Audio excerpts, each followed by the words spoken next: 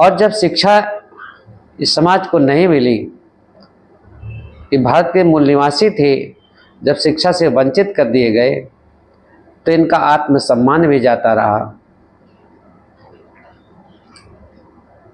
लेकिन बाबा साहब doctor B R. Ambedkar ने बहुत बड़ा त्याग किया, बहुत कुछ बलिदान दिया और दे करके शिक्षा का अधिकार दिलाया और इसको कानून के रूप में एक मौलिक अधिकार दे दिया।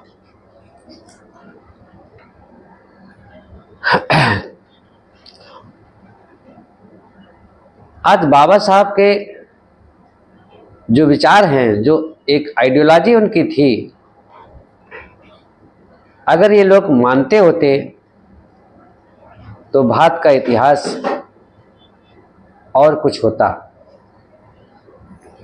बाबा साहब को जानते तो हैं पर उनके विचारों को एक आदर्श के रूप में स्थापित नहीं करते हैं।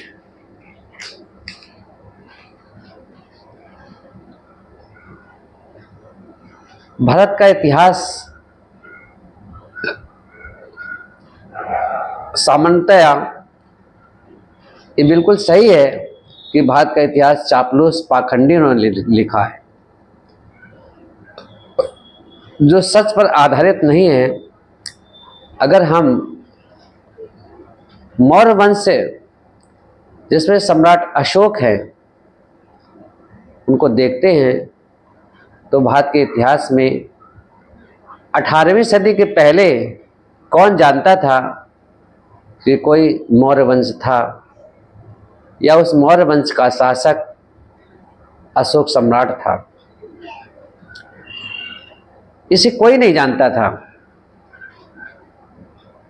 कारण ये था कि इतिहास ही छुपा दिया गया था और पाखंडवाद का इतिहास बना करके यहाँ पंडा पुरोहितों के द्वारा खूब धमाल मचाया गया।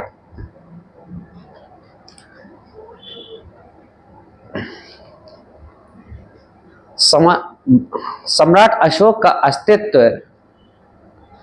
भारतीय इतिहास में सदियों के बाद, बहुत उस समय के बाद एक उभर करके सामने आया।